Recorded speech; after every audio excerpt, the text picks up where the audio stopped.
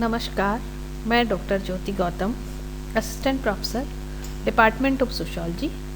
हमारी जो first year की क्लास है उसमें आज पढ़ाऊंगी प्रतिमान एवं मूल्य, norms and values. Her society के अपने नॉर्म्स होते हैं, अपनी वैल्यूज़ होती हैं, उसी के आधार पे उस सोसाइटी की, उस कल्चर की पहचान होती है। पिछली क्लास में हमने सोशलाइजेशन के बारे में पढ़ा। सोशलाइजेशन समाज का, सामाजिक प्राणी का एक मूल्यों को सीखना, नैतिकता को सीखना, सामाजिक रीति रिवाजों को सीखना सामाजिकरण कहलाता है। उसी के आगे का आज हम पढ़ेंगे प्रतिमान तथा मूल्य। सामाजिक प्रतिमान को सामाजिक मानदंड या आदर्श नियम भी कहा जा सकता है और समाजशास्त्र में सामाजिक प्रतिमानों के अध्ययन का विशेष महत्व है, क्योंकि ये सामाजिक संबंधों को नियमित करते हैं, समाज व्यवस्था को स्थायित्व प्रदान करते हैं। इसीलिए समाजशास्त्र में हम प्रतिमान और मूल्यों का। तो अब हम पढ़ेंगे सामाजिक प्रतिमान। सबसे पहले सामाजिक प्रतिमान किसे कहते हैं? सोशल नॉर्म्स क्या हैं? सोशल नॉर्म्स, नॉर्म्स से तो नाम से अपने को समझ में आता है कि ये नियम है, समाज में आचरण के नियम सामाजिक प्रतिमान कहलाते हैं। सामाजिक प्रतिमान समाज के वे नियम हैं जो समाज द्वारा स्वीकृत होते हैं, समाज द्वारा मान्य होते हैं और समाज के सभी सदस्य उनका लगभग पालन करते हैं। तो पहले हम परिभाषा। वुड्स के अनुसार सामाजिक प्रतिमान वह नियम है जो मानव व्यवहार को नियंत्रित करते हैं, व्यवस्था में सहयोग देते हैं तथा किसी विशेष स्थिति में व्यवहार की भविष्यवाणी करना संभव बनाते हैं। मतलब कि हम कैसा व्यवहार करेंगे इस परिस्थिति में, समाज हमसे किस तरह की व्यवहार की आशा करता है और समाज में संतुलन बनाए रखने के लिए सोशल नॉर्म्स, सामाजिक प्रतिमान बनाए जाते हैं, ऐसा वुड्स कहते हैं। बेरस्टेड के अनुसार सामाजिक प्रतिमान संक्षेप में कार्य प्रणालियों की प्रमाणित विधियां हैं। कार्य संपन्न करने का एक तरीका है जो हमारे समाज द्वारा स्वीकृत है। अर्थात समाज द्वारा स्वीकृत किसी कार्य को कैसे किया जाएगा, जो समाज द्वारा स्वीकृत है, उसे सामाजिक प्रतिमान कहा जाता है।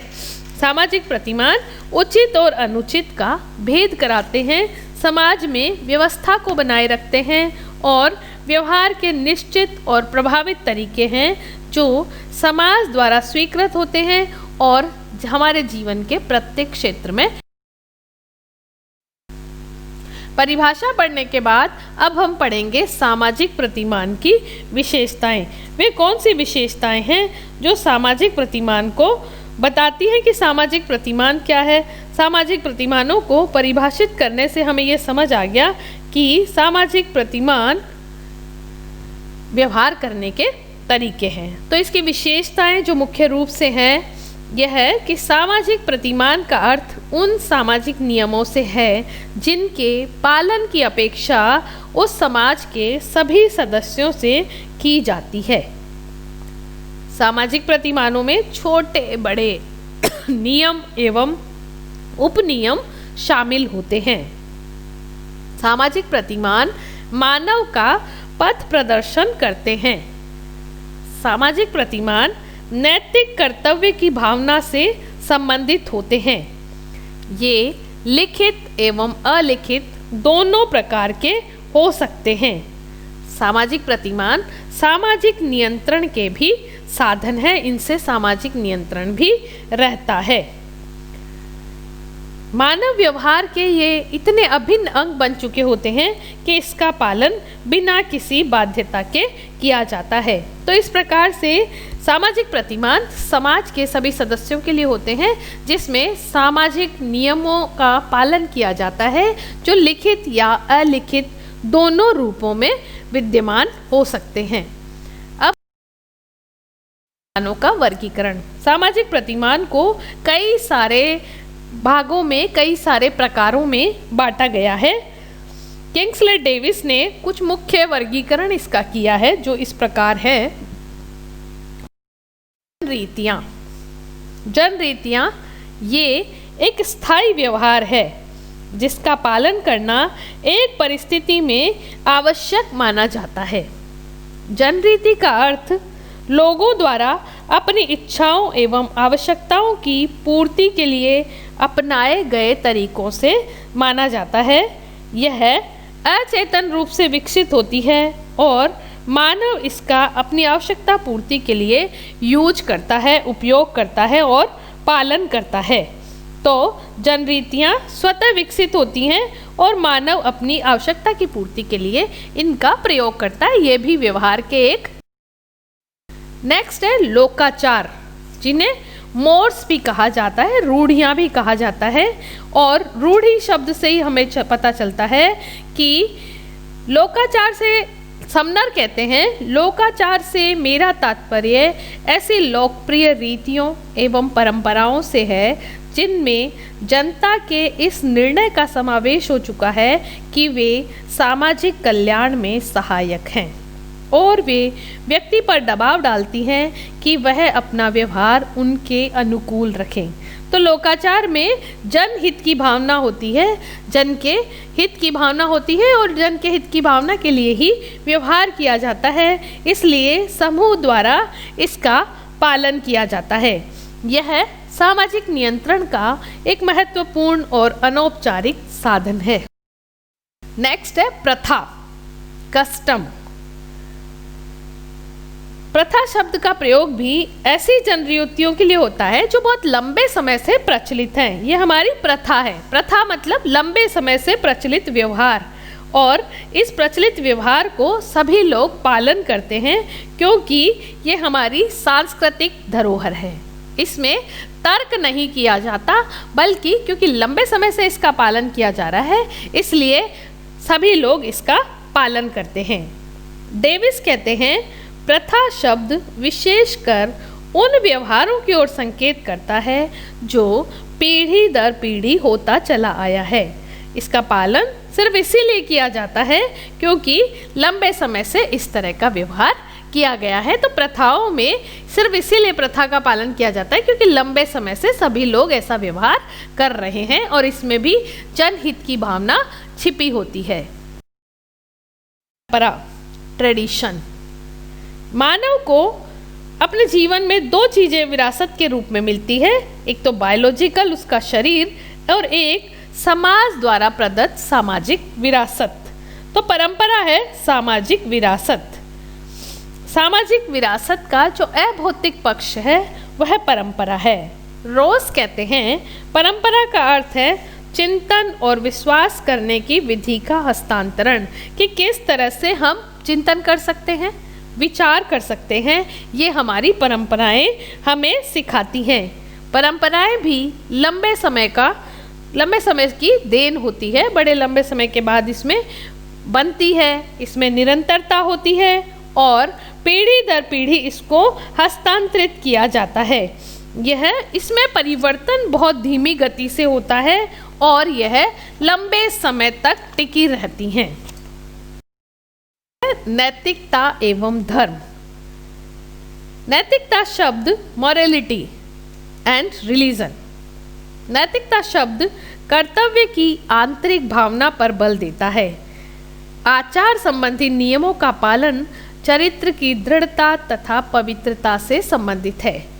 नैतिकता का पालन व्यक्ति इसलिए करता है क्योंकि इसके पीछे न्याय, पवित्रता और सच्चाई के भाव होते हैं और इसीलिए व्यक्ति अपनी आत्मचेतना से प्रेरित होकर नैतिक नियमों का पालन करता है।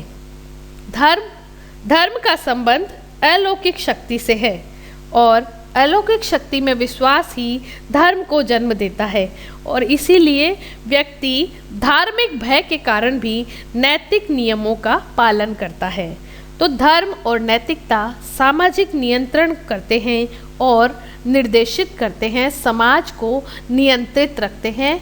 यह हमने शुरू में ही पढ़ा है कि सामाजिक प्रतिमान क्या है। सामाजिक प्रतिमान व्यवहार करने के तरीके हैं जो लिखित या अलिखित किसी भी रूप में हो सकते हैं और इसके द्वारा समाज में व्यवस्था बनी रहती है, सहयोग बना रहता है। तो नैतिकता और धर्म भी इसी प्रकार हैं कि इससे समाज में व्यवस्था बनी रहती है। नेक्स्ट है कानून। सामाजिक प्रतिमानों में कानून सबसे शक्तिशाली है। कानून वे नियम हैं जिनके पीछे राज्य की शक्ति होती है। डेविस ने कानूनों को दो भागों में बांटा है, प्रथागत कानून और वैधानिक कानून। प्रथागत कानून उन समाजों में पाए जाते हैं जिनमें सामाजिक नियमों का पालन करवाने के लिए विशिष्ट संगठन नहीं होते। अर्थात प्राचीन समाजों में प्रथागत कानून पाए जाते हैं और इनके लिए कोई वैधानिक संस्था नहीं होती, पर लोग इनका पालन करते हैं। और वैधानिक कानून, वर्तमान समाजों में वैधानिक कानून पाए जाते हैं जो लिखित और पूर्णतः परिभाषित होते हैं।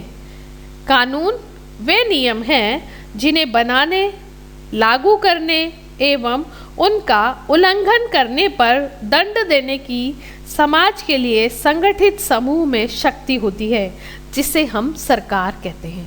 तो कानून लिखित प्रकार के होते हैं जिनसे सरकार या समाज में व्यवस्था बनी रहती है। यह भी सामाजिक प्रतिमान का ही एक प्रकार। नेक्स्ट है संस्थाएं। समनर कहते हैं संस्था वह अंग है जिसके माध्यम से समाज के कार्यों को क्रियान्वित किया जाता है। संस्थाएं समाज में कार्य करने की सुनिश्चित विधियों को कहा जाता है जिनका प्रयोग मानव अपनी आवश्यकताओं की पूर्ति के लिए करता है और इसमें अनेक सामाजिक प्रतिमानों का समावेश होता है। परिवार, विवाह, धर्म, सरकार आदि प्रमुख संस्थाएं हैं जो समाज में नियंत्रण बनाए रखने में महत्वपूर्ण भूमिका अदा करती हैं। फैशन एवं धुन। मानव हमेशा स्थायित्व में नहीं रहता, परिवर्तन चाहता है, नवीनता चाहता है, भिन्नता चाहता है। तो फैशन आचरण के उन पहलुओं तथा अभिव्यक्तियों को नियंत्रित करता है जो प्रथा की पकड़ से अलग होते हैं।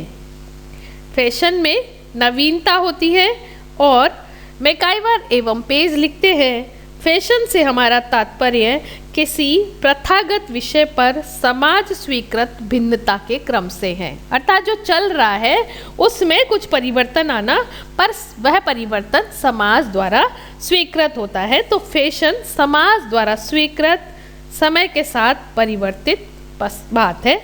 फैशन का संबंध मानवीय व्यवहार से संबंधित एक समाज अथवा समूह की पसंद से है। वह समय के साथ परिवर्तित होती रहती है और यह परिवर्तन समाज एवं संस्कृति द्वारा स्वीकृत होता है। फैशन में परिवर्तन तीव्र गति से होता है। यह हमारे सामाजिक जीवन के बाह्य पक्षों से संबंधित होता है और इसका उपयोगी होना आवश्यक नहीं है, बस फैशन के क्षेत्र में प्रतियोगिता पाई जाती है तो परिवर्तन भी तेजी से होता है। और धुन भी फैशन की तरह ही है। जब फैशन की गति बहुत तेज हो जाती है, बहुत सारे लोग इसको एक साथ पालन करने लगते हैं, तो फैशन में जब अधिक तीव्रता आ जाती है तो उसे धुन कहा जाता है। और धुन जैसे कोई नई डिज़ाइन आती है तो बहुत सारे लोग इसको पहनकर निकलते हैं, पसंद करते हैं, तो ये कहलाता है फैशन के साथ में धुन।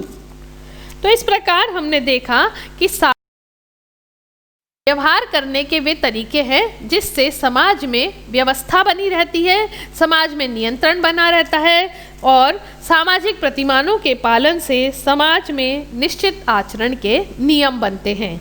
यह परिवर्तनशील भी हैं, लिखित भी हो सकते हैं, अलिखित भी हो सकते हैं। सामाजिक प्रतिमान कई प्रकार के होते हैं।